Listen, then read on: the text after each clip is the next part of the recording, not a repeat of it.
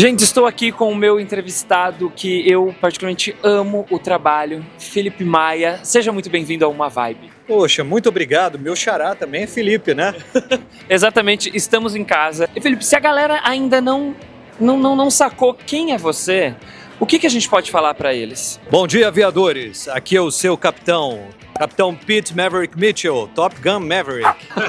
Sensacional. Essa voz aqui, gente, é de muitos personagens queridos, que amamos e a gente nem fazia ideia, talvez, que era a voz do Felipe. Felipe, fala pra mim, você é dublador e muitas outras coisas, né? Sim. Explica um pouquinho pra galera o seu trabalho. Eu sou dublador desde os anos 90, né? A segunda metade dos anos 90. Eu dublo Tom Cruise, dublo o Sam Winchester de Supernatural, o Chris de Todo Mundo Odeia o Chris, sou a voz do Ryan Reynolds, do Bradley Cooper, o mini-chefe Remy de Ratatouille, o chefe Wiggum dos Simpsons. Esse muita gente não liga a minha pessoa porque eu mudo a voz, né? O Lanterna Verde também, o Demolidor e outros personagens aí. Tá bom pra vocês, gente? É isso, é só a nossa vida, né? Incrível. E Felipe, me fala uma coisa, eu queria saber qual que foi o personagem de todos esses mais desafiador e o que tornou ele especial de alguma forma. Existem níveis de dificuldade diferentes, né? Em termos de interpretação, teve um filme muito difícil do Bradley Cooper que eu fiz, que era o Pegando Fogo. Ele era um chefe de cozinha que tinha alguns restaurantes com a estrela Michelin, só que ele tinha um problema de depressão também, então a última cena, alerta de spoiler, ele quase tenta se matar. Então foi uma cena bem difícil de fazer por esse lado da interpretação. Mas às vezes também você tem que fazer um trabalho muito grande, difícil, num espaço curto de tempo, porque já vai estrear. Então existem esses níveis diferentes. Os filmes do Ryan Reynolds também, que eu adoro dublar, é o ator que eu mais fiz até hoje. É difícil, mas é um difícil gostoso.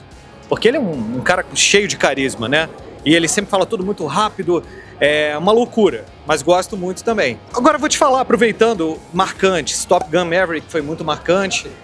Eu sou um cara muito saudosista, mas eu ainda achei o filme novo mais incrível do que o original, sabe? Muito uma homenagem, né, pra quem amava ali o primeiro. Sim, exatamente. Dublar o Brian do Velozes e Furiosos foi muito legal também. Eu não fui o único, né? Houve umas mudanças na dublagem, alguns dubladores diferentes fizeram, mas eu fiz do 4 até o último. Então eu peguei aquele momento da despedida dele, também foi bem emocionante. Não, eu imagino. E Felipe, me fala uma coisa, como que você se prepara para ir dublar um personagem? Porque é o que você falou, às vezes o tempo é curto. Como que você consegue trazer na sua voz essa conexão com aquele personagem, com aquele ator? Uma coisa que ajuda, né, totalmente, é claro, a bagagem, a experiência ajuda principalmente pelo fato de que a gente vê na hora o que vai dublar. Com raríssimas exceções, por exemplo, quando é um Top Gun, ou Missão Impossível, Velozes e Furiosos, quando te escalam, você já sabe que vai fazer aquilo. Mas você não vê nada do filme antes. Então, a gente já tem aquela coisa entranhada mesmo, de chegar no estúdio, se desligar e assistir a cena e absorver a emoção dali. A gente não chega com nada pré-programado, entendeu? É como se fosse, eu sempre falo isso, como se fosse um equalizador daqueles de som antigo. Você baixa todos os níveis e aí você vai captando ali na hora. É assim que vem a emoção verdadeira. E a gente vai fazendo cena a cena. Porque quem é leigo acha que a gente vê o filme antes. Não, isso não existe. Sei lá, que vocês se interagem, né, com um outro coisa. Não, é uma coisa ali individual, gente. Em quase 30 anos de carreira, eu vi coisas que eu ia dublar antes 2 vezes. O filme do Lanterna Verde antes, que a Warner mandou pra eu assistir, o filme inacabado. E mais um outro agora que eu não me recordo qual. Então é tudo na hora mesmo. Então a gente, no dia a dia, com a experiência, você aprende a pegar a emoção na hora. E conter os nervos também. Não, e tem uma questão, né? A gente como ator, a gente vai estudar uma peça, um filme, ou a gente pega o arco, né, do personagem. Eu acho que é mais ou menos isso. A gente faz um laboratório, tem um começo, meio e fim.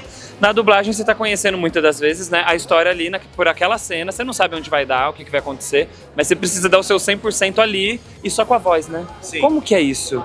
Você passar todas as emoções, tudo com a voz. Conversando com amigos dubladores, assim, a gente troca muita ideia, né? Eu acho que cada ramo do meio artístico tem a sua dificuldade. Por exemplo, uma coisa é você fazer televisão, a interpretação para TV, a interpretação para o cinema.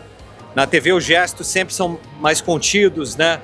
Você não pode ficar subindo muito as mãos. O teatro já é mais expansivo, é uma mistura de expressão corporal com você falar para a plateia, para quem está no fim do teatro. Na dublagem não, você só passa a emoção com a voz.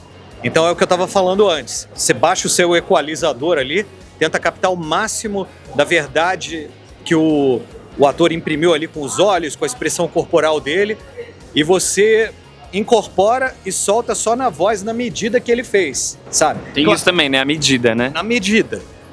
Principalmente se é filme, live action. No desenho você ainda tem uma liberdade um pouco maior. Então é isso. E tem essa coisa de, às vezes é a nossa própria voz, às vezes a gente precisa colocar outras características. Isso é uma questão do diretor? Olha, eu preciso que você mude, que você chegue nessa característica de voz. Como que é isso? Assim, é uma coisa que parte do dublador ou é uma parte da direção? Bom, cada caso é um caso, mas como eu te falei, quando é um filme live action, você não tem como fugir muito. Existem as nuances, mas elas são sutis. Por exemplo, o Newt Scamander, de Harry Potter, né? Eu fiz ele também. Eu tive que fazer teste para ser escolhido. E o Newt, ele quase não tem vida. Ele fala... Então, assim, a gente no teste foi tentando encontrar esse tom quase sem vida, muito tímido, né? Já outros, por exemplo, tem até uma entrevista que eu dei pro Ed Gama, e a gente fez uma brincadeira no final. Ele me deu um texto e aí quando ele falava o nome do ator, eu tinha que mudar a minha voz. Aí ele, Tom Cruise. Aí eu falava, entendido, isso aqui, não sei o que lá. Ryan Reynolds, aí já era mais jocoso, um pouquinho pra cima. E ali dá pra ver a diferença sutil, sabe, entre cada um. Mesmo sendo humanos, cada um tem um nível um pouquinho diferente de peso. Uhum. É muito, muito louco isso. Essas vozes incríveis que eu particularmente amo, eu tenho certeza que a galera de casa ama. Mas além da dublagem, você tá navegando em águas um pouco mais além, que é a literatura. Conta pra mim um pouquinho isso, Felipe. Então, eu, desde garoto, eu gostava de contar histórias e escrever. Eu fazia uns quadrinhos.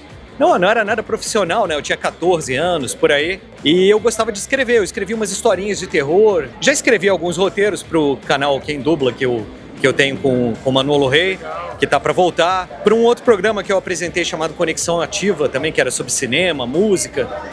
E aí eu tinha uma ideia na mente de escrever um roteiro, uma história de suspense, mistério e ficção científica, se passa no Brasil, com alguns desdobramentos nos Estados Unidos e em outros lugares do mundo. Coloquei em prática, comecei no final de 2019, fiquei 13, 14 meses escrevendo e consegui lançar nesse ano de 2020. E tá com ele aqui, né? A gente pode pegar. Ah, olha que lindo. Esse aqui é o meu filho. É o Hero Land Café. Eu achei sensacional que se passa no Brasil e eu particularmente gosto muito dessa coisa de ficção científica, suspense, né? E não é que é difícil, tem, mas a gente tá muito acostumado, não sei se é uma coisa cultural do Brasil, que a gente vê muita coisa de fora quando é esses gêneros, né? E você trazer uma coisa super brasileira com essa temática eu acho sensacional. Então, se você me permite, eu vou falar um pouquinho sobre a história. Por favor. Eu falo também que ele é um livro cinematográfico ou é um roteiro de um filme ou uma série em formato de livro. Porque tem personagens norte-americanos aqui também. A história, ela mistura as duas culturas. Legal. Se passa no Rio de Janeiro, a maior parte da história. São bebês recém-nascidos em hospitais, tanto em áreas carentes quanto nas áreas mais ricas da cidade, que começam a ser visitados por umas sombras enigmáticas, etéreas.